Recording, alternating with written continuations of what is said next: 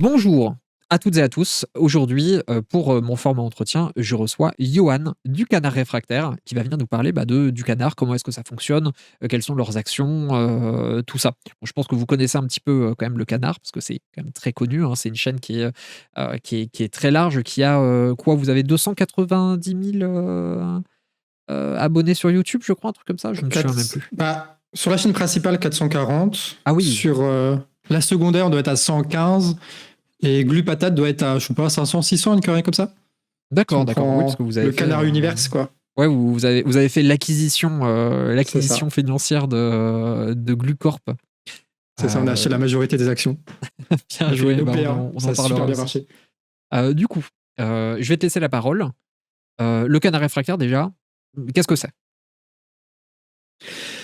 Alors techniquement, c'est une association toute basique qui a été faite à Guingamp à l'époque des Gilets jaunes. Donc là, on est donc le 17 novembre 2018. Comme vous savez, les Gilets jaunes ont investi plein de ronds-points un peu partout en France sans savoir qu'est-ce qu'on allait faire précisément. Et petit à petit, on a commencé à faire des actions qui se faisaient à côté, quoi. Genre, on bloque des ronds-points, c'est gentil, on fait des cabanes, c'est cool, mais est-ce qu'il n'y a pas moyen de faire d'autres trucs, tu vois? Et moi, j'aimais bien ce moment-là des Gilets jaunes parce que du coup, on devait faire des liens avec d'autres militants, notamment, tu vois, parce qu'on perdait des gens dans les Gilets jaunes, donc on essayait de faire des liens. À ce moment-là, on lance aussi un autre truc qui est les marches pour le climat. Alors, c'est tard l'époque, hein. C'est vraiment, on avait quelque chose à foutre de l'écologie. C'était donc en 2018, c'est la dernière fois. Alors qu'aujourd'hui, voilà. On s'en fout. Quelle importance. C'est aux militants écologistes qui y croient toujours. Hein. Les petits Extinction Rebellion, là, ils sont... Oh, bon, bref. Et du coup, on faisait des marches pour le climat et on se disait, vas-y, il faut qu'on fasse des trucs un peu avec les Gilets jaunes. Sachant que les Gilets jaunes, à Guingamp, en tout cas, il y avait un peu cette vibe écolo, tu vois. On faisait des jardins sur le rond-point, on faisait plein de trucs, l'autosuffisance, tout ça, quoi. Du coup, ça fonctionnait plutôt bien et nous vint l'ambition, un jour, de lancer un festival. Un vrai festival. Pas un vrai festival, un festival brodé un petit peu, qui s'appelait le Festival de l'écologie et de la bonne humeur, parce qu'on voulait que ce soit un peu... ça casse un peu l'ambiance des Gilets jaunes. De la bonne humeur, oui. De l'époque. De la bonne humeur. Vraiment, on a improvisé ça devant le maire, c'était catastrophique. Bref. Le 1er mai 2019. Donc on fait ça avec tous les copains qui traînaient là, tous les camarades. Et après, il fallait faire la com dessus, quoi. Et à l'époque, on faisait des affiches, elles étaient un peu mignonnes, quoi. On faisait des tracts et tout, on balançait ça sur les groupes, mais on n'avait pas de format vidéo. On avait une vidéo qui traînait d'un gars qui a mal fini, mais ça c'est une autre histoire, de Gilets jaunes de Sabrieux, qui était avec sa clope, là. Et tu sais, il faisait des lives Facebook. Il faisait que des lives Facebook. Donc il était avec sa clope. Et pendant 10 minutes, il attendait que les gens y viennent, tu vois. Toi, quand tu attends que les gens y viennent et tu mets de la musique, tu vois, lui, il fumait sa clope tranquille. Et au bout de 10 minutes, il répète en boucle la même information qu'à Guingamp, il y a un festival de l'écologie et de la bonne humeur et qu'il faut y aller, quoi. Et ça, c'était le contenu qu'on avait et qu'on devait proposer aux gens pour les convaincre d'aller dans un festival de l'écologie et de la bonne humeur. C'est d'avoir un mec qui fume sa clope comme ça. Elle est là, la bonne humeur, elle est dans la clope. Voilà. Et puis vraiment, tu sais, vraiment en contre-plongée comme ça, terrible. Vraiment catastrophique, cette vidéo. Il faudra qu'on essaie de la retrouver, mais... pour l'histoire que je vous ai dit tout à l'heure, difficile de la retrouver maintenant, bref. Et du coup, on s'est dit, putain, est-ce qu'on ferait pas une vidéo? Je veux dire, on avait l'appareil de Guy, non, c'était l'appareil de Thibaut, je crois qu'on avait pris à l'époque. On s'est dit, vas-y, on a l'appareil de Thibaut, on a la tête de Erwan qui arrive bien à parler, qui a la tchatch, qui a le bagou, comme il dirait. Et du coup, on a fait notre première vidéo là-dessus, en mode, on est youtubeur, quoi. Moi, j'étais en mode réel de vas-y, il faut que tu dises ça, machin, tu mets la caméra là-dessus. Beaucoup d'ambition, beaucoup d'ennui à cette période-là. Elle est toujours en live, est-ce qu'elle est toujours disponible, regardable? Oui, alors sur le Facebook, pas sur le YouTube, parce que YouTube, à l'époque, c'est vraiment là où on mettait pour sauvegarder les vidéos. Et Facebook, c'est là où vraiment il y avait le cœur de notre audience, quoi. Les 200 vues que faisaient les vidéos, c'était sur Facebook, quoi. Parce que c'est localisé. Facebook. Donc, oui, j'irai la retrouver et en mettre un extrait si je la retrouve. Bonjour Erwan. Bonjour. Alors, qu'est-ce qui va se passer le 1er mai? Le 1er mai aura lieu le Festival de l'écologie et de la bonne humeur à Guingamp. Et donc, on fait cette première vidéo qu'on poste. Et après, évidemment, faut faire une vidéo bilan de ce Festival de l'écologie. Il y a eu plein de monde qui était là. Et Franck Lepage qui était passé. Putain, Franck Lepage, on a oublié de dire ça, Émeric, dans la vidéo. Franck Lepage, la dernière, là. Où Franck Lepage était venu aussi dans le festival de l'écologie et de la bonne humeur, donc avant Canard, officiellement que Canard se lance. Bref. Et donc, on refait une vidéo bilan avec Erwan. Et donc là, on met 2 caméras et tout. Et puis, on lui pose des questions, tout ça. Incroyable. C'est horrible. Hein. Lui, il dit juste oui, il y a des gens qui sont venus, c'était super cool, machin, c'est tout. Mais c'était la première vidéo qu'on met officiellement sur le YouTube. On appelait ça canard réfractaire parce que j'aime bien les canards. Et je crois que Macron avait dit il n'y a pas si longtemps à ce moment-là, Gaulois réfractaire et tout. Ouais. Et ça faisait un adjectif. Et je me suis dit nom d'animal plus adjectif. Ça, c'est gage de qualité, ça, sur Internet. Oui. Surtout sur l'Internet de gauche, tu vois. Je perpétue les traditions. Ah bah, à l'époque, c'est vrai qu'il y avait vraiment ça. Hein. Il y en avait beaucoup. Qui était un peu bon. Oui, bon, tous n'ont pas bien tourné, hein, mais. Oui, c'est ça. Tous n'ont pas bien commencé non plus, mais. Oui. Mais bref, ça fait partie de l'histoire aussi. Ça fait partie de notre histoire. Et là, en fait, je me rends compte que c'est un peu... Enfin, j'aime bien le côté de... on lance une chaîne YouTube un peu comme à l'époque où on voulait tous faire une chaîne YouTube. Enfin, moi, je voulais trop faire des chaînes YouTube avant, quoi, tu vois, genre monter des médias ou des trucs comme ça. Moi, j'en avais déjà fait avant sur Internet, des blogs et compagnie. Donc, il y avait un peu cette vibe-là. Je me suis dit, bah, vas-y, on y va. Surtout qu'il y avait les camarades à côté qui aidaient, quoi. Et donc, on trouve des excuses pour aller voir des gens, pour filmer des manifs, pour interviewer des gens qui étaient sur le rond-point et tout, petit à petit, qu'on essaie de se professionnaliser un petit peu, enfin, de sorte de faire des trucs à peu près bien, de choper du bon matos. Guy, qui avait un Tascam et un vieux Lumix qui permettait de filmer en HD à peu près. Et donc, on essaie d'improviser, de bricoler des trucs. Et on se dit aussi, putain, c'est quoi l'image de gauche? Tu me dis si mes monologues sont trop longs. Non, je t'en prie. L'image, le gars qui avait la hype à l'époque, tu vois. Le gars où on se dit, putain, quand t'es un petit blanc, tu fais les gilets jaunes et que t'es un peu de gauche, lequel que tu suis, c'est François. C'est François Ruffin, évidemment. Du coup, on se dit, il faut qu'on fasse un journal papier. C'est ça l'avenir. L'avenir, c'est le journal papier, tu vois. Oui, François Ruffin qui était, je sais pas s'il était fondateur, mais en tout cas, il était membre très important du journal Fakir. C'était trop classe, Fakir. Puis en plus, il avait une plume un peu en mode stylé, tout ça. Donc c'était un peu modèle. Et puis comment il arrive à organiser des trucs autour de ça. Il parlait beaucoup aux Gilets jaunes. Hein. Il y avait un truc dans le phrasé ou quoi, j'avais l'impression que ça ciblait aussi particulièrement ce public-là. Ouais. Et donc on se met à faire ça, et notamment avec Myriam. Donc Myriam, on se rencontre aux Gilets jaunes, et elle, on s'est connus parce qu'elle faisait l'opération RIC. Alors, ça va parler aux vieux gilets jaunes, là. Opération RIC, c'était genre, OK, on fait en sorte qu'on ait des représentants dans tous les ronds-points de la France pour organiser nous-mêmes un référendum d'initiative citoyenne, là, etc., etc. Donc, un truc très légaliste, très procédure, etc., qui a un peu pris, mais qui a jamais abouti, mais qui avait un peu de la gueule. Oui, c'était... comment il s'appelle pareil, un gilet jaune, un avocat des gilets jaunes. Boulot. Oui. Je crois. Oui, qui relance ses chaînes YouTube là. Ouais, Praxis, qui en parlait aussi beaucoup, je me souviens à l'époque. Oui. Et Étienne Chouard aussi, qui en parlait beaucoup. Et Étienne Chouard, oui. Quel banger. Et donc, on se rend compte comme ça, et en plus, c'est une galo. Je ne sais pas si vous connaissez les galos. Tu vois, les Bretons pour les Parisiens, c'est un peu les bouseux, quoi, tu vois. Ouais. Et les Galos pour les Bretons, c'est un peu les bouseux. Donc en fait, on est les Bretons des Bretons. On est ceux qui viennent de Rennes et compagnie, là. Ouais, et on a été importés sur Guingamp pour X raisons, quoi.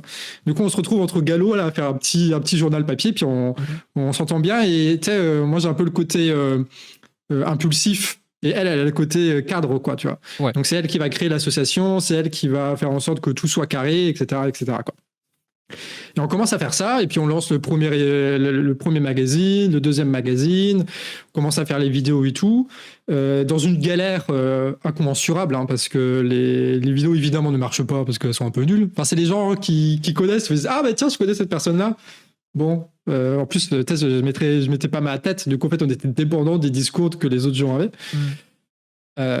Bon, on arrive à avoir un peu un buzz sur quand on fait on fait un reportage à l'intérieur des chasses à courre, tu sais, des trucs horribles, des bourges là, des nobles là. Ouais. C'est terrible de faire ça. Et du coup, on fait un reportage là-dessus. Il y a un micro-buzz parce qu'en fait, ils nous insultent sur Facebook et du coup, ça partage. Ça fait monter un petit peu le truc, ouais. À un moment, on fait un truc sur la retraite en demandant à une camarade syndicaliste de parler de la retraite à points à l'époque, hein, avec, je sais plus comment il s'appelle, le gars qui avait 13 salaires qui s'additionnaient et qui du coup s'est fait dégager, là. Bref. D'accord. On a oublié ces mails-là, hein, c'est fou. Hein. Bah oui, je vois, ça me dit rien. Bah oui, mais c'était un macroniste comme un autre qui a sauté comme un autre. Quelque part. Donc on essaie de faire des trucs, ça marche pas très bien, surtout le papier, quoi. Le papier, c'est une horreur parce qu'en fait, évidemment, on n'est pas reconnu comme média ou quoi que ce soit. Évidemment, on n'est pas dans les réseaux de diffusion qui fait que tu as juste à éditer et c'est terminé parce que c'est l'État qui paye, tu vois, comme le reste de la presse. Commencer par ça, c'est très très casse-gueule, parce que ça coûte cher pour pas grand-chose. Ça coûte cher pour pas grand-chose. Et surtout qu'on est un peu nul, quoi. Enfin, c'est pas hyper intéressant ce qu'on met sur ces trucs-là. En plus, moi, j'ai à côté, j'étais dans une mi-période Ruffin, mi-période Nietzsche, ce qui faisait des mélanges un peu bizarres, tout en essayant d'être gauchiste. Mais je me souviens de cette période, du coup. Parce que t'étais toujours quand on s'est connu la première fois, je crois que t'étais encore dans ce truc-là très très très nietzschéen. C'était drôle, c'était une autre époque. Hein. Et on a grandi, depuis.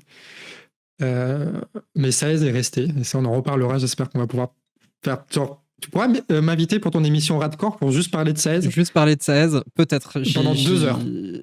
Tu sais quoi, l'équipe de Radcore y réfléchira. Le message est passé. Je pose ça. Et du coup, le journal, t'es en mode, littéralement, t'as un clochard avec tes putains de journaux et tu vas dans les bars mendier le fait qu'ils puissent le poster, le mettre devant le truc. Et après, il faut revenir 2 semaines plus tard, récupérer les 2 pièces de 2 euros que t'as accumulées et t'as aucun retour sur ce que t'écris, évidemment. Bah oui. Parce que il n'y a pas d'interaction, quoi. C'est juste ce truc-là. Et en fait, c'est les militants qui achètent en mode, vas-y, on va vous soutenir les jeunes, là. Vous faites des trucs, on va vous soutenir. Ce qui est adorable. Du coup, c'est un peu ça l'idée. Mais on était un peu coincé là-dedans et à force de tenter des trucs bizarres et de rater plein de trucs, il y a des trucs qui vont fonctionner. On va par exemple au culot, tu vas avoir Franck Lepage, Again, qui est dans le fil rouge de toute l'histoire de Canard, Lepage, qui habite en Bretagne. Donc pas très loin de chez nous, pas exactement à côté de chez nous, mais pas très loin. Et à un moment donné, elle va dans un truc avait organisé les Gilets jaunes sur la langue de bois, etc., où Franck Lepage était invité. Elle va au culot pour demander ça te dit pas de faire une petite interview pour un petit média, Gargampé, machin, qui se lance Gilets jaunes. Et le gars, il dit oui, quoi. Incroyable. Après, vraiment, il est très comme ça, j'ai l'impression, Franck Lepage, ou en tout cas, il était comme ça à l'époque, parce que très dans l'éducation populaire, du coup, les petits médias, les petits trucs un peu gilets jaunisants, il était très, très proche de ces milieux-là. Ouais, et puis c'est un peu c'était très important pour la team de ce qui est devenu l'Ardeur, là, les Gilets jaunes, parce que c'était vraiment genre les gens qui viennent raconter leur histoire, qui politisent leur histoire, qui sont en dehors des partis, des syndicats. C'est vraiment la ligne éducation populaire, Lepagienne. Donc ils étaient vraiment à fond pour soutenir ça. C'est pour ça qu'il était venu à notre festival Nul Lâché, là. Ouais. Enfin, il était pas Nul Lâché, il était bien notre festival. Mais il était venu alors que il n'y avait pas de billets, il n'y avait rien, il n'y avait pas de filmage. C'était juste pour soutenir les camarades qui étaient là, quoi. Bref, et du coup, on fait cette première interview avec Lepage qui globalement flop un peu sur Facebook parce que il n'a pas non plus, il n'est pas super connu dans les milieux gilets jaunes. Et on décide quand même plus tardivement de les poster sur YouTube. Et là, ça commence à fonctionner sur YouTube parce que en fait, Lepage sur YouTube, c'est important. Et là, on commence à avoir une audience sur YouTube. Et on se dit, intéressant, mais on sait pas trop quoi en foutre parce qu'en fait, une fois que tu postes, t'as posté les trucs de Lepage et qu'après tu postes un truc sur la manifestation à Saint-Brieuc, tout le monde s'en fout, tu vois. C'est pas le même public. Oui, donc on est un peu coincé dans ce truc-là. En fait, on était coincé dans le truc du local, ça intéresse que le local et du coup, on se sort pas de cette boucle-là. Il y aura d'autres trucs qui vont faire beaucoup de vues quand on va interviewer un cheminot, etc., etc. Un des points marquants, ça va être en octobre 2019, lorsqu'on va lancer notre premier financement participatif avec la région Bretagne. Tu sais, quand on dirait Canard, pas de subvention. Si, il y a eu une subvention, la région Bretagne, qui avait financé ce truc-là sans vérifier. Ouais. Vous avez toujours des subventions aujourd'hui ou non, je crois pas. Hein. Non, rien. Enfin, on a une subvention par le peuple. Voilà, par le média du peuple. Média du peuple. Vraiment.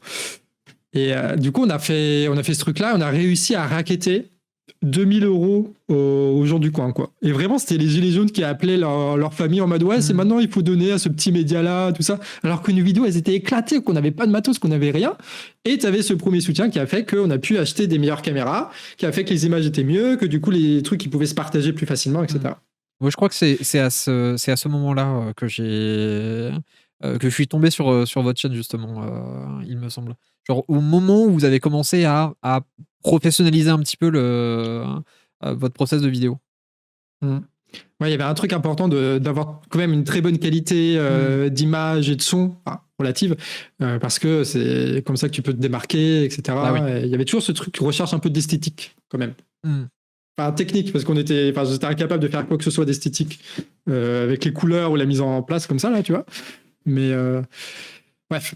Et du coup, arrive le début d'année 2020. Ça va, je suis pas trop long, ça va aller plus vite après. Je t'en prie, parle autant de temps que tu veux. Hein. Tu n'es limité que par ton rendez-vous au club d'échecs que tu as juste après l'entretien. Ok, très bien. Arrive 2020. Bon, qu'est-ce qui se passe en 2020 ? Bon, pas grand-chose. Ça va être une bonne année de lutte, tu vois. Il y a la réforme retraite et tout. Il y aura des manifs, c'est sûr. 2020, année remplie de manifs. On est déjà mobilisés, on est sur le terrain. Ouais, évidemment. Tout est là pour que... Il y a les gilets jaunes, il y a les syndicats, il y a Macron, on l'aime pas, on va continuer à pas l'aimer. C'est une bonne année pour le Canard, c'est sûr. Une bonne année pour le papier surtout. Parce que qui dit manifestation dit vente de journaux. Donc, on édite un journal sur les... Excuse-moi, ça me fait penser aux mini-partis trotskistes qui vendent leurs journaux sur les manifestations. Genre Hello, bon, Hello, c'est déjà un plus gros parti, mais il y a plein de tout petits partis trotskistes qui vendent leurs médias comme ça. Ça me fait rire. Le Canard, quelque part, est-ce que vous n'êtes pas... Est-ce qu'on n'est pas trotskiste Pardon, Non. Excuse-moi, je t'en prie, tu peux reprendre. Donc on était là avec nos petits journal trotskistes, mais qui n'étaient pas trotskistes en plus. On était sur les, je crois que c'était les municipales qui se préparaient à l'époque. Et là on se dit, allez, on a un peu de sous encore en rap du financement participatif, on a récolté un peu des sous à la galère, on va investir massivement. On va imprimer 500 journaux et on est en quoi ? On est en février-mars 2020. Et là, c'est vraiment la bonne année pour investir massivement dans les journaux papier pour les distribuer après. Ouais. Et du coup, il y a le Covid, et du coup, il y a le confinement, du coup, il n'y a pas de manif, il n'y a plus de bar, il n'y a plus rien. Et on n'a pas pu en vendre beaucoup de ces journaux-là.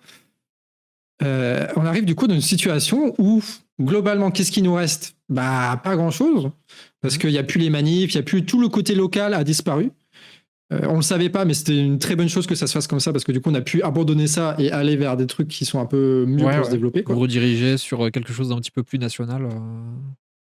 En fait, ça nous a forcé à faire ça, quoi. Donc, moi, j'étais là en mode, que faire ? J'ai du matériel, j'ai énormément de temps libre et pas d'emploi. Que vais-je faire ?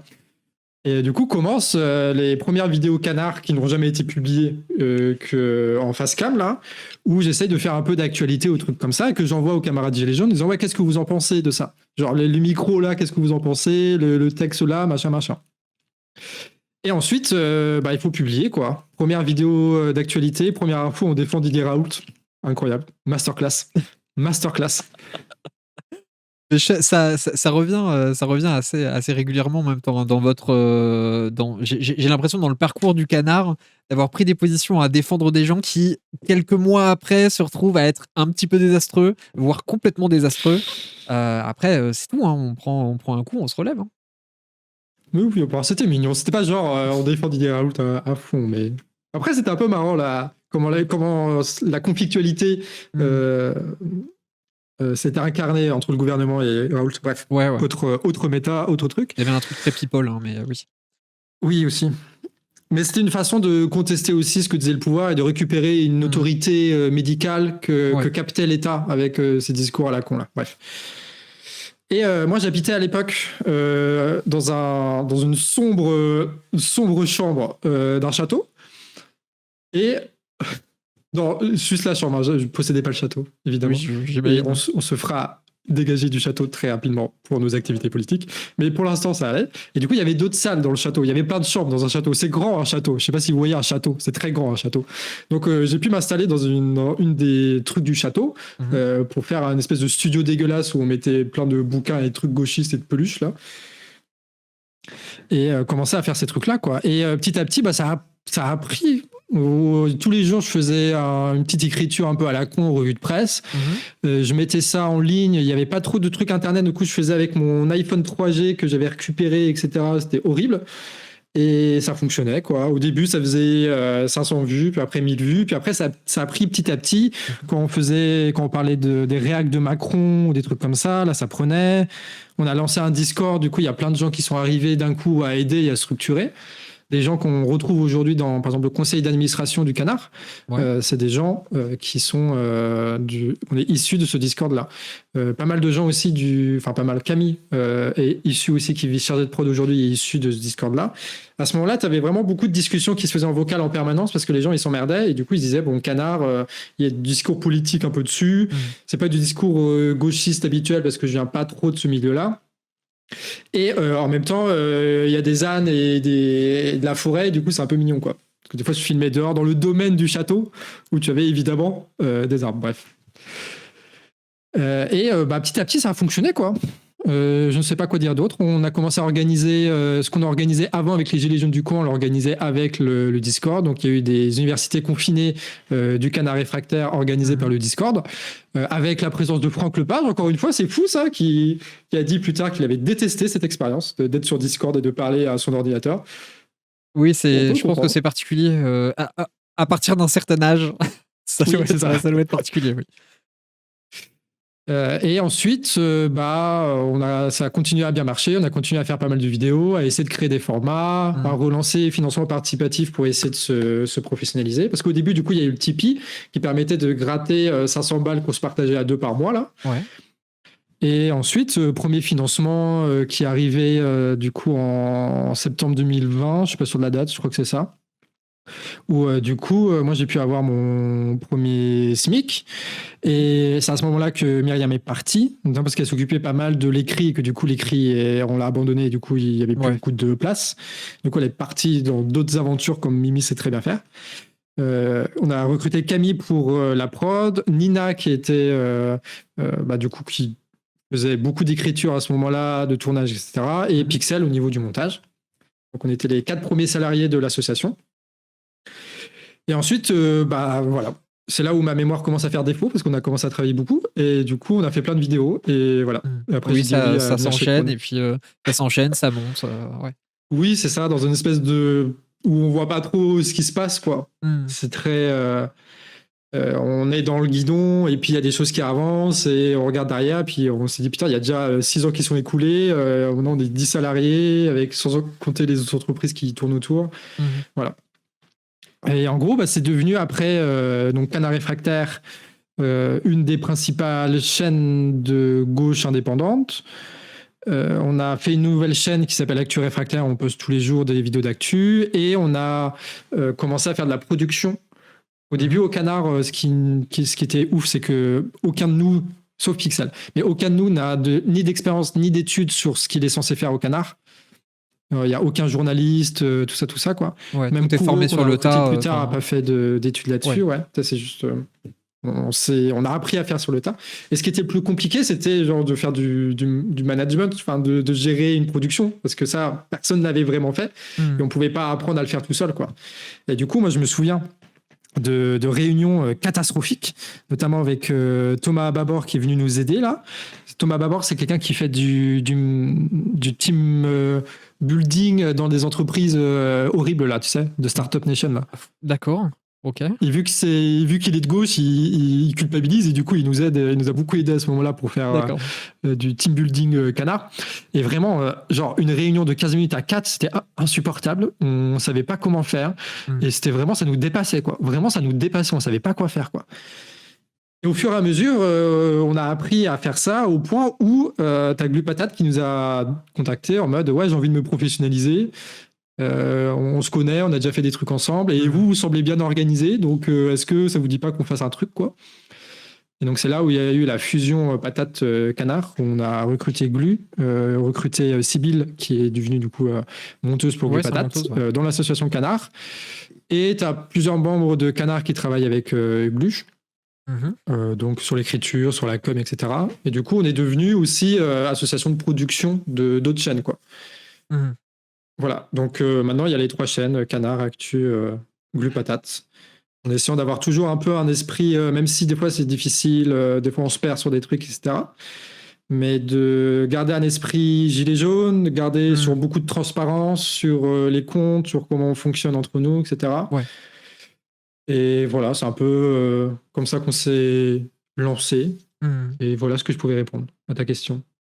C'est une très bonne et très longue réponse. Moi, ça me va tout à fait. Tu parlais de votre public qui est pour le coup, quand je pense au Canard Réfractaire, évidemment, je pense à YouTube, je pense à vos vidéos, mais c'est vrai que je pense principalement à Facebook parce que c'est un endroit où, s'organisaient beaucoup les gilets jaunes, dans des groupes, Facebook, mais aussi pour je veux dire un certain public, une certaine sociologie, quoi. Mm. Et vous êtes partis de là. Je pense que vous êtes les seuls que je connais être partis de cet endroit-là. Ça a été dur un peu le passage, d'une plateforme à l'autre, de passer de quelque chose que vous produisiez, genre principalement sur, je veux dire sur Facebook, le papier et cetera et passer à YouTube? Ça s'est fait au prix de beaucoup de hasard, je pense. Ouais. Enfin, le parcours qu'on a est atypique parce que aussi il est chanceux. Le fait que si le page n'était pas à Guingamp, enfin à côté de Guingamp en Bretagne, ça aurait été impossible de faire cette transition entre les deux. Si on a pu faire cette transition, c'est parce qu'on a eu le matos qu'on a réussi à rassembler, etc., grâce à Facebook, parce que c'était vraiment du local, là où étaient organisés les Gilets jaunes. Puis c'était un moment très spécifique où Facebook est devenu un outil politique, ce qui s'est rarement vu avant et ce qui s'est pas vu ensuite. Donc c'est vraiment dans cette micro-bulle-là où on a pu se développer, quoi. Mais sans le page qui nous propulse, on n'aurait probablement jamais pu investir YouTube et on n'aurait jamais pu faire ce choix de faire des trucs nationaux, quoi. Parce qu'à mon avis, si on n'avait pas les 1000-2000 personnes qui nous soutenaient quand les premières vidéos canards sortaient en face cam, jamais ça aurait pu prendre et jamais on aurait été valorisé par l'algorithme et compagnie, quoi. Ouais. Donc c'est beaucoup de circonstances qui ont permis de faire ça, mais qui ont été permis aussi par le culot de Myriam qui va en mode vas-y, on n'a rien à perdre de toute façon, on n'a rien pour l'instant, donc on y va au culot et puis ça fonctionne, quoi.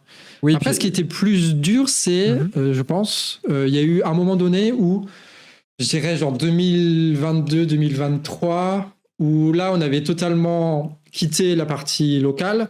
On était que sur les trucs nationaux, en plus avec des vidéos internationales et compagnie. Et là, il n'y avait plus ce côté local où on bougeait, quoi. Ouais. Du coup, on est devenu très intellectualisation, création de discours, etc. Mais qu'il n'y avait plus ce côté genre militant local, quoi. Ouais, vous êtes un peu déconnecté du terrain, au-delà du terrain national, quoi. Ouais, et puis t'es dans un bureau tout le temps, tu deviens fou, quoi. Ouais. Mais on a réussi. Enfin, je sais pas si le timing était bon, mais en tout cas, la trajectoire a été que le local a permis le national. Comme je disais avec le page et compagnie. Et après, une fois qu'on avait bien établi le national, on s'est rendu compte qu'on pouvait se servir du local comme une caisse de résonance en mode voici ce qui se passe à Guingamp, comment ça s'organise à Guingamp, faites pareil chez vous, quoi. Et ça s'est bien vu pour les retraites un peu, mais surtout, je pense que là, on a bien poncé ça, c'est pour le mouvement du 10 septembre. Ouais. Donc de cette année-là, où vraiment, on a vraiment fait la dialectique à fond, média local, média national, on est dans la lutte, on organise les trucs. Et puis en plus, c'est beaucoup plus facile d'organiser des trucs au local quand tu peux faire des appels nationaux sur les événements ou quand tous les gens ils te connaissent déjà dans l'assemblée, tu sais, c'est quand même plus facile de proposer des trucs. Et du coup, on a vu qu'il y avait une dialectique qui se jouait avec les militants qui sont d'autant plus motivés, qui savent que ça va être retransmis après au national et qui servent d'exemple, etc., etc. Et du coup, ça fait beaucoup de bien, quoi. Et puis surtout, c'est ça qu'on est, quoi, principalement. On n'est pas des... On devient fou sur les bureaux. Oh ouais. Ça nous mène directement à la question suivante. Pour toi, j'allais parler de vos actions concrètes. Genre, qu'est-ce que vous produisez? Parce que tu fais je veux dire, vous faites des événements et vous vous servez de ce local-là, comme tu disais, comme caisse de résonance pour parler au national.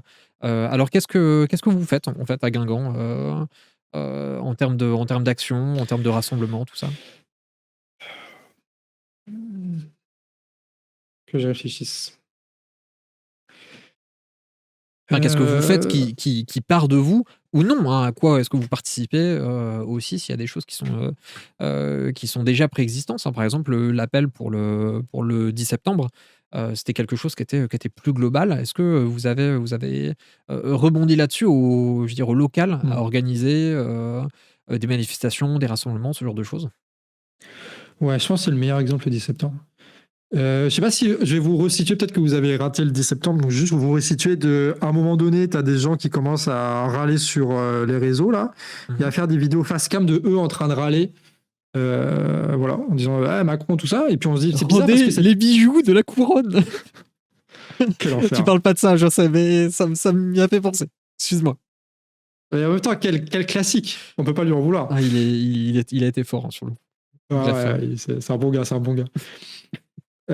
Du coup, qui commençait à râler et peut-être tu ressens que d'habitude il y a des gens qui râlent toujours, mais cette typologie-là était un peu particulière. Et il y avait un petit côté très fin qui était rien à voir avec 2018, mais un petit côté gilet jaune comme ça, qui a beaucoup plus pris une fois que tu as eu une centralisation qui a été faite avec des groupes Telegram. Des groupes Telegram qui ont été faits par les pires opportunistes de la Terre, vraiment des gens dans des micro-partis écolos nuls à chier qui essaient de faire des petites combines en disant à quelqu'un quelque chose et puis l'inverse de ça, machin. On a pu goûter à ça quand on est allé au National et qu'on a essayé de paralyser cette merde-là. Bref, et qui sont toxiques à en crever, bref. Mais qui avaient centralisé ça autour de Telegram, qui les ont largement dépassés. Où du coup, on s'est tous rejoints des milliers de personnes sur le même Telegram un soir, comme ça, on était en train de tapoter là.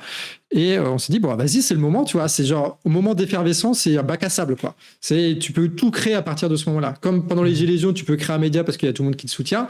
Là, tu peux créer une page Côte d'Armor, comme on a fait, et puis essayer de provoquer les premières réunions, comme on a fait, et voir dans ces réunions-là, et essayer de tenir des lignes qui permettent de faire des mobilisations, etc., de pas trop se renfermer sur le gauchisme, comme il y avait beaucoup ce réflexe-là. Etc. Et du coup, par exemple, on a participé à l'organisation des premières réunions à Saint-Brieuc, à Guingamp, etc. Faire en sorte de trouver des gens avec qui ça match pour impulser soit des mots d'ordre, soit faire les premiers tracts. Par exemple, les tracts qui ont beaucoup servi à Guingamp et qu'on a balancé au National après, c'est Betsy qui les a réalisés. Qu'on a mis ça sur le Canva, que tout le monde a pu reprendre après. Ça, c'est un truc qu'on avait expérimenté pour les retraites qu'on a refait là. Betsy qui est à la communication, administration de Canard. Bref. Et du coup, et à chaque fois, les actions qu'on mettait en place avec les camarades étaient filmées. Genre, par exemple, faire un tract, imprimer un tract. On a fait toute une vidéo là-dessus. Et c'était, comme excuse, on le fait à Guingamp, quoi.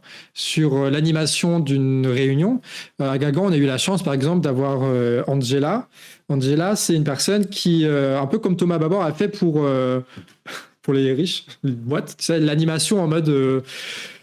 oui, on fait l'animation, mais différemment, tu vois, avec des outils d'éducation populaire, un peu machin. Et évidemment, il y a que les entreprises riches qui dépensent du pognon pour ces trucs-là. Mais du coup, qui est aussi militante et qui faisait ça pour les assemblées. Et du coup, elle proposait plein de trucs pour que les assemblées, ce soit pas juste les vieux gauchistes qui parlent dans un micro dégueulasse. Et que vu que ça appartient à la CGT, c'est que les gens de la CGT qui parlent et que du coup, c'est de la merde, tu vois. Ouais. Du coup, elle avait fait proposer des trucs autrement. Et du coup, nous, on filme ça en disant, bah voilà comment ils organisent. En fait, ils ont des grands papiers, ils mettent le nom des actions, et puis après, des petits groupes qui se forment, et puis on fait en sorte de centraliser ces petits groupes et d'avoir les bonnes informations, puis de donner le mot d'ordre qu'il faut, le bon moment, etc., etc. Et tout ce qu'on a essayé, tout ce qu'on a expérimenté et qu'on a appris avec le 10 septembre à Guingamp, à Saint-Brieuc, à Lannion, on l'a mis en vidéo pour après le balancer au National en disant bah faites exactement comme nous on fait ou peut-être différemment, mais en tout cas on vous donne l'impulsion. Si ce que vous avez c'est des freins techniques, on veut enlever ces freins techniques là parce que le problème c'est que ces freins techniques de gérer une réunion, faire les tracts, faire les affiches, ceux qui vont pouvoir vous les enlever sinon, c'est les syndicats, les partis politiques à la con qui vont évidemment récupérer le truc et faire un peu de la merde ou en tout cas enlever le caractère populaire que pouvaient avoir ces trucs-là. Et vu qu'on connaît un peu les partis et les syndicats en France, on sait très bien que s'ils prennent les choses en main, c'est pas pour en faire quelque chose d'incroyable, quoi. Donc c'était une manière de s'émanciper aussi de ceux qui s'accaparent ce genre de savoir-faire militant. Et c'est un peu notre rôle, je pense, de faire ça, quoi.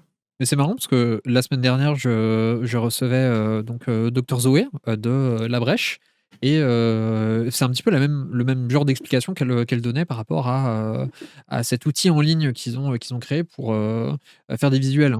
Des visuels autour du 10 septembre. Et je vois la similarité entre vos approches de donner les clés, faire sauter un petit peu les étapes de production qui peuvent ralentir ou dissuader les gens parce qu'ils n'ont pas forcément les compétences, les connaissances pour s'y mettre, pour faire ça. de façon à leur rendre l'accès à ce militantisme, à s'engager, en fait, beaucoup plus facile. De fou. Et puis c'est un peu aussi le seul truc qu'on peut faire, quoi, parce qu'on n'est pas une organisation politique qui peuvent être implémentées partout en France et qui pourraient comploter pour donner une ligne et tout. Tout ce qu'on a, c'est une caisse de résonance. Et du coup, essayer de former des militants de cette façon. Et je crois que c'est pas le seul intérêt, hein, mais l'un des grands intérêts de ces mouvements sociaux-là, c'est ce qu'on n'arrêtait pas de répéter quand on sentait que inévitablement le mouvement baissait, c'est qu'en fait, on acquiert des compétences techniques, on crée de la formation militante qui n'est pas juste savoir faire des discours ou résumer la pensée de Marx dans n'importe quelle circonstance et contexte, mais qui est aussi de savoir d'être un cadre militant, c'est-à-dire d'avoir une autonomie militante qui permet de mettre en place ces actions qui sont nécessaires. Il y a un petit chat qui passe. Oui, c'est mon chaton. Incroyable. C'est Farine. Voilà. Pardon, le chaton t'a coupé du coup. Oui, il va absorber. Non, mais c'est ça, mais c'est aussi le seul rôle qu'on peut avoir. C'est aussi un... voilà, c'est pas juste... on peut faire que ça, quoi. Principalement, on peut faire que ça, quoi. Ouais. Et après, par exemple, on a aussi fait des collaborations avec... là, ça continue un peu sur Guingamp et on va faire en sorte, on va voir que par rapport au projet qui émane du mouvement du septembre qui continue à Guingamp, qu'est-ce qu'on peut filmer, qu'est-ce qu'on peut remettre en place, etc. Mais pour l'instant, moi, je suis plus reparti sur bénévolat sans filmer parce qu'il y a moins d'intérêt, il y a moins de mouvement social. Et quand ça repartira, on reprendra cette forme-là de médias de terrain militant, quoi. Et sinon, on a organisé des conférences gesticulées donc à Guingamp, dans un bar associatif, un café associatif qui s'appelle l'Annexe. Et on a co-organisé un festival avec Franck Lepage. C'est la même histoire qui tourne en boucle, c'est terrible. Franck Lepage est toujours avec là. Franck Lepage et des Gilets jaunes en 2025. En même temps, c'est une sacrée figure de ce mouvement populaire-là, quand même. Hein. Franck Lepage, il est devenu incontournable dans ces milieux. Ouais. Franck Lepage, incroyable. Et puis tout ce que fait l'Ardeur à côté, qu'ils essaient de structurer, toi, c'est pas juste. Il y a le capital Lepage et ils essayent de faire fructifier tout autour avec une organisation qui produit énormément de conférences gesticulées, d'actions militantes partout et que tu retrouves ensuite. Pareil, hein, tous les gens qu'ils ont formés dans leurs conférences gesticulées, tu les retrouves après dans les mouvements sociaux. Et ça qui est trop bien, quoi. Bref, c'est une fois que tu as fait ta conférence gesticulée, tu es vacciné et c'est bon, t'es parti, quoi. Et du coup, on a co-organisé ça où on s'est retrouvé avec des gilets jaunes à côté de Quimper. Où en gros, eux, ils sont restés ensemble et par le fait que je ne saurais pas trop expliquer comment et je ne veux pas mal expliquer ça, mais tu as un gars parmi les Gilets jaunes qui a eu l'opportunité et le désir de construire un lieu avec les Gilets jaunes, donc un immense hangar, tu vois, comme un Mixem, mais avec une salle de concert, avec un bar, avec des friteuses et compagnie. Ouais. Et du coup, en fait, ils l'ont auto-construit eux-mêmes, tu vois. Genre, c'est des gens du bâtiment, tu vois, et ils ont construit un hangar, ils ont chopé tous les bénévoles qui arrivaient et géré cette équipe jusqu'au bout pour construire un lieu alternatif à partir de rien, où ils ont du coup organisé des concerts pour pas cher et ils ont organisé ce festival de conférences gesticulées qu'on a pu filmer en 4K. Et donc ça, c'est la dernière vidéo où c'est un peu la boucle qui se reboucle. C'est Franck Lepage qui nous a lancé avec des caméras nulles. Et nous, maintenant, on l'a filmé en 4K avec 3 caméras, toute une équipe, pour enfin avoir des conférences gesticulées de bonne qualité. Ça aurait été mieux il y a 10 ans, mais symboliquement, pour nous, c'est genre... c'est cool, quoi. Je mettrai un extrait aussi. Tu as le nom de ce lieu ? Sous l'hangar. À Quimper. Ok. Donc, la dernière vidéo Canard avec la tête de Lepage, là, ça parle de ça. Ok. Parce que c'est trop bien hein, comme initiative. Je trouve ça incroyable. Je vais regarder la vidéo juste après. Du coup, pour passer à la suite, où est-ce que vous allez avec le Canard ? C'est quoi, genre les plans immédiats ou les plans plus loin ? Qu'est-ce que vous nous préparez ? Qu'est-ce qu'on prépare ? Alors, on peut pas vous dire exactement, mais le meilleur comeback de Retour à la ligne qui existe. Retour à la ligne étant le format cringe qu'on fait avec Nina, qui est une copie de Ouvrez les guillemets. Ce que ça s'appelle Retour à la ligne, et que du coup, on va remettre en place pour faire des différents portraits de gens, d'influenceurs, de personnalités politiques françaises, et essayer d'avoir un regard un peu différent, qui soit pas un regard juste de gauchiste, ou tu vois, genre, lui, il dit pas précisément ce que dit Marx. Donc, on le boycotte. Et du coup, il essaie d'avoir une espèce de réflexion un peu qui va au-delà. Donc ça, on va être content. Retour des vidéos internationales aussi à partir de la semaine prochaine. Les conférences GCQ qui vont partir. Et là, en fait, ce qui est délicat aussi, c'est que au Canard, c'est associatif, donc il n'y a pas de patron. Et nous, on fait tout ensemble. On gère les trucs ensemble, on gère les bails ensemble. On a des réunions, par exemple, tous les lundis à 14h, qu'on appelle la mare au Canard parce que c'est un jeu de mots. Et du coup, on est là à barboter là, et à décider tous les trucs qui sont normalement les trucs des patrons, tu vois, et on les décide ensemble, tu vois. On gère les conflits à ce moment-là, c'est pour ça que c'était créé, parce qu'il y avait des conflits, du coup, on a créé ce truc-là. Et on doit décider notamment de c'est quoi la direction qu'on donne au Canard, c'est quoi le budget qu'on donne par rapport à cette direction qu'on veut, et on va décider tout ça dans ce qu'on appelle un IRL, donc on va beaucoup se retrouver, pas tous, mais beaucoup se retrouver à Guingamp en janvier, février, je ne sais plus, en début d'année, où on va justement décider de tout ça. Il y a plusieurs portes qui s'offrent à nous, qui est que soit on peut continuer à essayer de produire d'autres gens, ça c'est une possibilité, comme on a fait avec Glupatate, maintenant que Glupatate est installé, etc., et essayer de voir avec les moyens qu'on a, le financement qu'on a, comment est-ce qu'on peut faire pour continuer à produire des gens, parce que on peut juger que c'est là où on est le plus utile. Voilà, on va essayer de mieux formater Canard et d'être un peu plus... à mon avis, un peu plus dans la conflictualité, c'est ça qu'on va sortir aussi avec les retours à la ligne. C'est-à-dire se positionner de façon plus franche sur le débat public, quoi. Parce que nous, au Canard, on a toujours eu un côté très... un peu renfermé sur nous-mêmes, où, à part les dramas qu'on a organisés avec cette crône à la belle époque... La belle époque. Une autre époque, belle, je ne sais pas, mais c'était une autre époque. C'était incroyable. Je ne sais pas si on a le droit de tout raconter, mais c'était incroyable. Non, mais ne racontons rien. Laissons ça. Oublions ça. Laissons ça dans l'ombre. Ceux qui savent. Voilà, les vrais savent. Et que du coup, avoir la possibilité de plus cliver, parce que c'est comme ça aussi qu'on se positionne, notamment avant les élections présidentielles, où tout va se cliver de manière beaucoup plus frontale, quoi.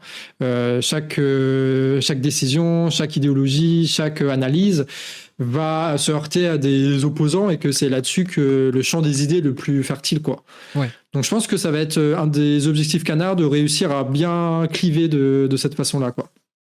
Ok. Et ensuite, on a terminé la cagnotte Glupatate. Donc c'est pour ça, en fait, là, on est très bon dans les bilans, mais moins dans la perspective. Où on a fait le bilan, du coup, ça a fonctionné, le fait de professionnaliser Patate, quoi. Et du coup, on est plutôt content de ça. De ce pari-là, où ils ont pu rechoper les 45 000 qui leur permettent de financer leur salaire d'ingénieur pour faire du montage CapCut, là. Oui. Et donc, c'est très bien. C'est trop cool. Et puis là, oui, effectivement, tu dis, en fait, vous préparez une AG, quoi. Vous préparez une assemblée générale d'associations pour le début de l'année et se remettre pour un an de perspective avant la prochaine. C'est ça, ouais. Du coup, c'est encore en débat. Genre, ceux qui ont des idées, ils les balancent un peu comme ça. Et après, on va voir comment est-ce qu'on peut composer. C'est comme les échecs, tu vois. On a plusieurs opportunités, il faut que tout soit harmonieuse, parce que si tu fais 3 coups dans cette direction, ça peut fonctionner, quoi. Du coup, on est encore dans ces réflexions-là, et quand on aura abouti à ça, évidemment, on vous en parlera. Voilà. Et on veut plus faire de vidéos financement aussi, parce qu'on aime bien le côté... Alors, c'est un petit côté, c'est pas très important, mais moi j'aime bien, c'est quand on était jeune. À la belle époque, quand on était jeune, quand on avait l'avenir devant nous. Ouais. On regardait les vidéos YouTube et puis on se disait, mais putain, mais comment est-ce que ça fonctionne derrière, et comment c'est financé? Moi, j'avais toujours un peu ce truc-là, tu vois, de se dire où va le pognon et tout. Ils font 1 000 € par million de vues, je sais pas quoi. Ouais. Ah, du coup, tu te mets à calculer et tout, bref. Et dès le début du Canard, et c'est un peu choupinou quand on regarde les vidéos, les premières vidéos Canard, où je suis en mode, oui, alors, j'avais une petite voix parce que j'étais très jeune, c'était il y a très longtemps, ce que je vous raconte là. Oui, alors, on a acheté un petit objectif Olympus 714 2.8, du coup, je vous mets la facture ici, 500 €. Je fais des vidéos comme ça, et c'était un peu la marque Canard, de faire toujours de la transparence là-dessus. Et on a envie de faire un peu le côté de... comment dire, j'essaie de déployer une pensée qui est à peu près cohérente là-dessus. Il y a beaucoup de gens qui font du financement participatif. Tu as beaucoup de médias à gauche qui sont là-dedans, notamment de la bourgeoisie de gauche, qui capte l'essentiel des dons et l'essentiel du discours, qui est essentiellement le même, qui est une espèce de social-démocratie qui se répète un peu en boucle, et qui, le moment venu, en général, fait de la merde, surtout quand il faut se bouger son cul, globalement. Et qui se deviennent dégénérescents au point où très difficile de les dissocier de Glucksmann et compagnie. Bref, ce genre de profil-là. Et du coup, une des possibilités que nous, on a et qu'on va mettre en avant, c'est que s'ils sont tant intéressés par devenir des bourgeois de gauche, c'est que aussi c'est une source à la fois de statut et d'enrichissement pour eux, et que un de nos diagnostics, qui n'est pas le seul, qui est que c'est parce qu'il n'y a pas c'est opaque ce truc-là, tu vois. On ne sait pas exactement où va le pognon et on a peur aussi de se dire oui, mais c'est un peu le prix à payer, quoi. Genre le canard enchaîné, c'est bien. Bon, ils se payent 10 000 euros pour des gens qui travaillent pas là-dedans. Ils font des détournements de fonds publics, là, de biens sociaux, je sais pas quoi. Mais quand même, c'est bien parce que canard enchaîné, il y a personne qui fait ça, quoi. Et du coup, l'idée de faire en sorte que ce métier-là ne soit plus aussi attirant parce qu'en fait, on impose une nouvelle norme qui est que pas de salaire indécent, pas de statut indécent, pas de détournement de fonds publics ou de biens sociaux comme ça a pu être fait dans de très nombreux médias, pour faire en sorte que aussi il y ait plus de médias qui puissent naître, plus de paroles qui puissent être partagées et notamment des paroles prolétaires qui ne pourront pas s'initier dans un marché où c'est la bourgeoisie qui la détient parce qu'ils n'auront pas le capital nécessaire à apporter, etc., etc. Donc on est un peu dans ce truc-là de savoir comment est-ce qu'on peut foutre un peu le bazar et essayer d'organiser les choses aussi à travers la transparence et en essayant d'imposer un nouveau modèle de la sorte, quoi. Voilà, parce qu'à un moment donné, la bataille, c'était d'avoir des médias de gauche en ligne. Maintenant, la bataille, c'est d'avoir la bonne ligne dans ces médias de gauche-là, avec l'expérience qu'on a. On est bien d'accord. Non, je suis parfaitement d'accord avec toi. Moi, c'est d'ailleurs aussi ce que je prévois de faire pour mes différentes chaînes, être parfaitement transparent sur l'argent qui est fait, où est-ce qu'il va, comment est-ce que et où est-ce qu'on va pour la suite aussi, les prévisions, les prédictions, etc., quoi. Donc, je pense que c'est important aussi. On n'a pas de trucs à cacher là-dessus, quoi. Bah oui, tu vois. En fait, il n'y a pas aucun problème. Il y a rien qui est honteux ou quoi. Donc bon. Après, j'imagine que certains pourraient estimer que c'est honteux de gagner des milliers et des milliers d'euros avec des vidéos YouTube. Bon, dépend de ce qu'on en fait. Voilà, les salaires d'ingénieurs pour du montage CapCut. Évidemment. Mais après, c'est des gens qui vont parler avec leur compte Twitter pendant que nous, on aura construit des médias. Donc, on s'en fout un peu, quoi. Oui. La vérité, c'est que c'est ça. Et que la vérité, c'est que tout le monde comprend bien le fait qu'il faut vivre de ça pour professionnaliser ce truc-là et qu'il n'y a jamais eu aucun problème de ça. Oui. Donc c'est Twitter. Voilà. Bah, c'est-à-dire qu'on est de gauche. Je veux dire, un travail mérite juste salaire et... indécent. Voilà, juste du SMIC, un peu juste du SMIC. Là. La convention collective, voilà, à peu près. Voilà. Et donc tu disais que là, la cagnotte pour Glumedia, et j'ai dit Glucorp tout à l'heure, Glumedia maintenant, est terminée. Tant qu'il y a Glu, c'est bon. Voilà. Tant qu'il y a Glu, ça passe. Patate Corp, non, pas du tout. Du coup, comment aujourd'hui vous soutenir, vous aider, potentiellement vous rejoindre sur certains événements, sur certains trucs? Oh que je réfléchisse. Si vous êtes sur Guingamp, venez le samedi à 14h à l'annexe, ou du coin. Là, on organise des trucs militants. Donc, c'est là où votre capacité d'implication aura de plus d'impact, quoi.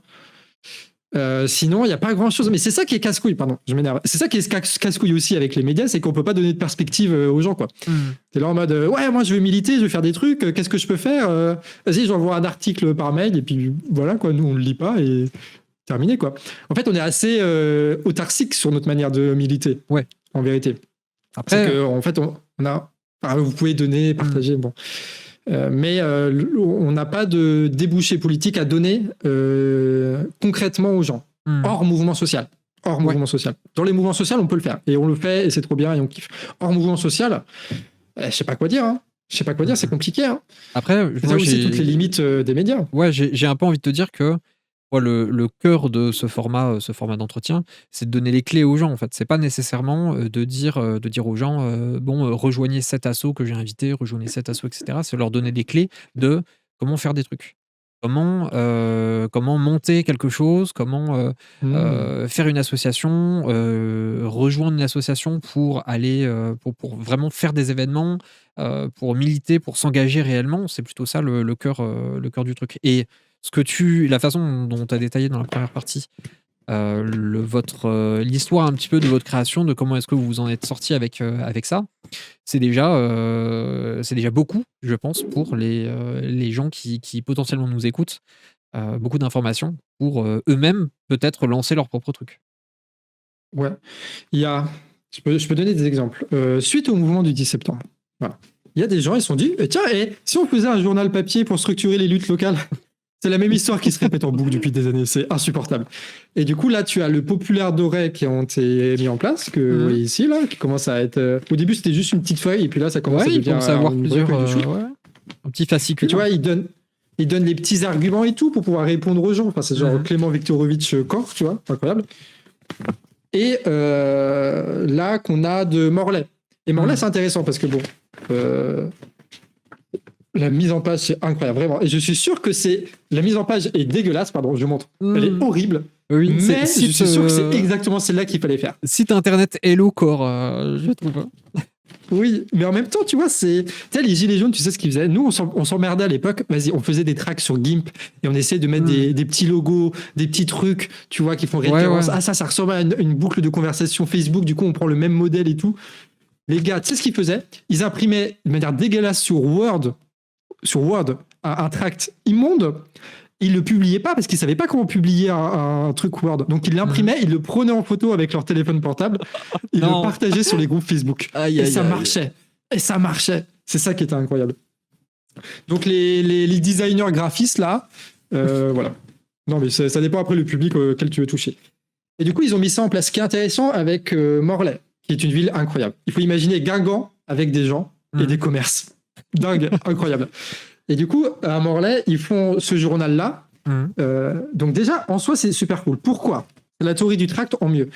Pour faire ce truc-là, il faut des réunions peut-être hebdomadaires pour savoir quel sujet traiter et faire en sorte qu'on ait les articles à temps. Du coup, il faut des gens pour gérer ça. Il faut des gens pour écrire les articles. Donc, il faut aller voir différentes personnes, etc. Puis après, il faut mettre en page. Puis après, il faut imprimer. Puis après, il faut distribuer. Juste faire ce truc-là, ça permet de garder actif et de former au militantisme des dizaines de personnes. Mais ils sont pas bêtes à Morlaix. Ils sont pas bêtes. Ils ont des commerces, ils ont des gens, ils sont pas bêtes. Tu sais ce qu'ils font? Ils font des soirées de lancement à chaque fois, dans des lieux un peu alternatifs, là, lieux un peu artistiques alternatifs, le 2D, ça s'appelle. Et ils font des événements en mode, on va diffuser un film, on va balancer le nouveau numéro de ce truc-là, et puis on va discuter tous ensemble. Et ça marche. Mais c'est ce que font beaucoup de petits médias, en vrai. Moi, j'ai assisté à pas mal de diffusions aussi. Tu sais, diffusion de films indépendants où t'as le réalisateur du film qui est dans la salle.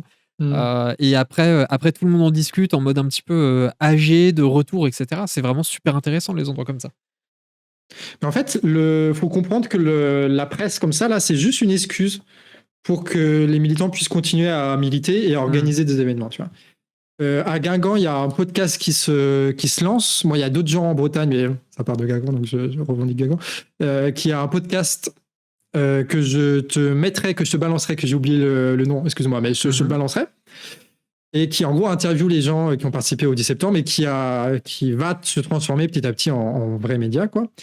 Et donc ça, ce truc-là, et on a une autre partie des gars du 10 septembre, des gens du 10 septembre, qui organisent des diffusions de films. Et ils ont diffusé, moi j'étais à une compète d'échecs, donc j'ai séché ça. Tout ça pour perdre, parce que j'ai pas fait ce putain d'échec à la découverte avec Cavalier C3 pour prendre sa tour là. Oui, Johan.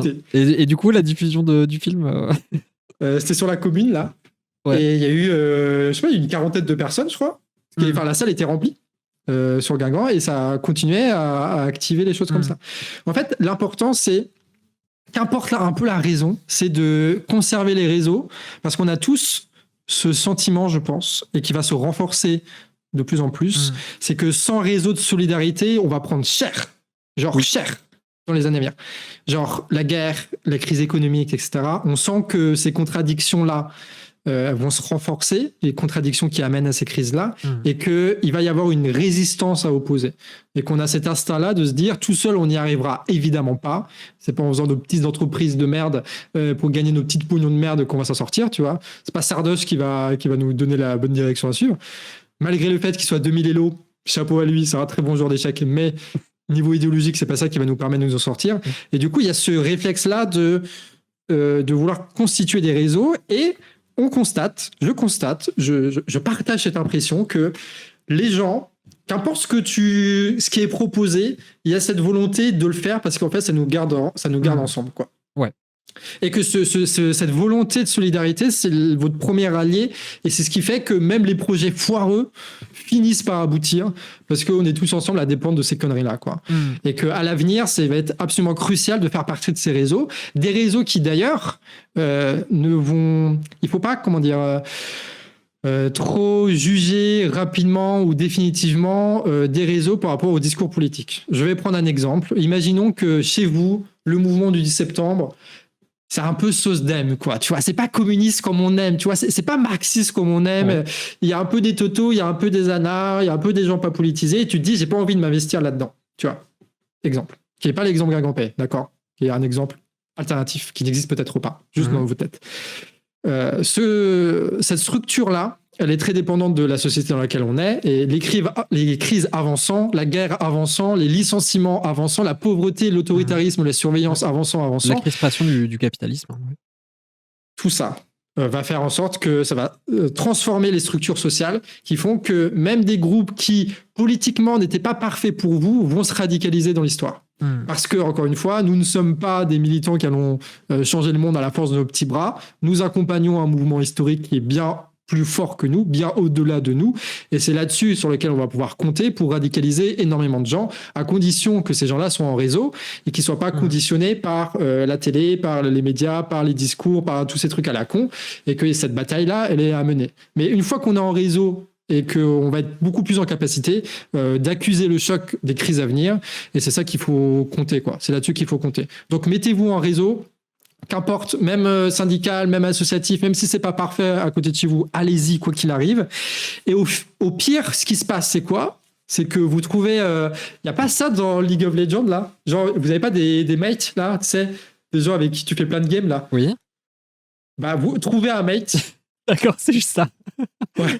mais oui. Non, moi j'aime beaucoup cette façon de procéder, de trouver des... Par exemple, à Guingamp, j'avais trouvé une mate incroyable, Fred, et avec qui on faisait tout. Genre, on faisait tout. Les réunions, machin, quand on savait pas quoi faire, quand il fallait... parce qu'on n'avait pas le tract au bon moment, et ben on se le tapait, etc. Quand il fallait comploter avec le national qui faisait de la merde, on le faisait, etc. Parce qu'en fait, on s'entendait super bien, quoi. Tu vois. Pareil avec Myriam au début du Canard, par exemple. Et ce truc-là, son fonctionnement de mate, de vas-y, on s'entend bien, on fait les trucs et on essaie de développer et de faire en sorte qu'il y ait plus de gens qui s'agrippent à ça, je trouve que ça fonctionne trop bien, quoi. Parce qu'à deux, ça va vite, et à deux, tu peux quand même aller assez loin, quoi. Et puis tu gardes le mouvement, en fait. T'as toujours quelqu'un, tu sais, tu pousses un petit peu l'autre te pousse, tu gardes le mouvement, et de toute façon, c'est comme ça qu'on s'en sort, hein. C'est par l'union entre nous, c'est par la solidarité, c'est pour vraiment qu'on puisse ensemble résister à cette crise du capitalisme et potentiellement en sortir un jour. Est-ce que tu as un mot de la fin, Yohan?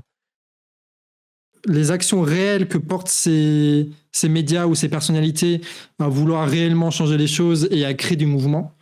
Les gens qui même paraissent radicales, mais qui au fond, par leur discours, par leur action, par leur centralité, ne se muent pas en organisation politique quand il le faut. Ça, il faut vraiment se détacher de ces gens-là, parce que c'est juste des commentateurs et on n'a plus besoin de commentateurs. C'est bon, on sait faire autrement.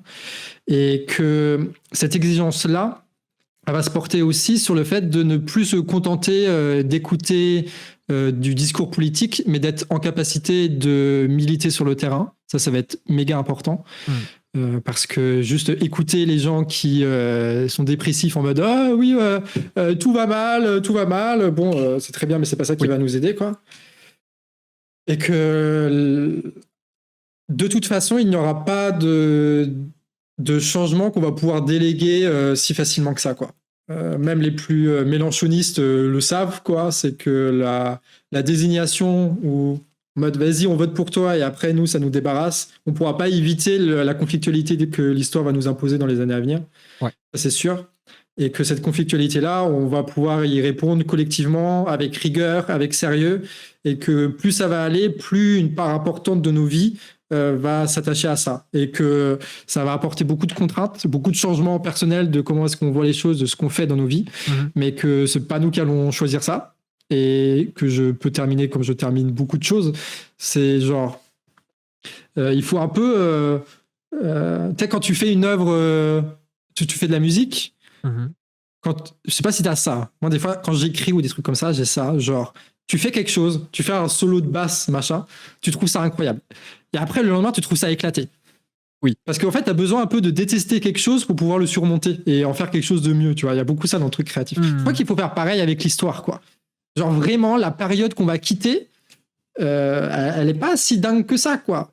Spirituellement, dans comment est-ce que le capital, avec toutes ces conneries, avec la télé et machin, a détruit énormément de nos rapports sociaux, s'est investi largement là-dedans, avec les intelligences artificielles, les trucs, les machins. Je crois qu'il faut commencer à assumer le fait que la vie de bagarre qu'on va avoir va être aussi une vie de retrouvailles de tout ce qu'a perdu une génération avec toute cette évolution technique non maîtrisée par le capitalisme, quoi. Et qu'on va pouvoir redécouvrir énormément de choses et que ça va peut-être pas être une vie où on va finir tranquillement à l'EHPAD, en vrai, pour plein de raisons. Mais par contre, ça va être une vie aussi beaucoup plus intense et que ça aussi, c'est à chérir, quoi.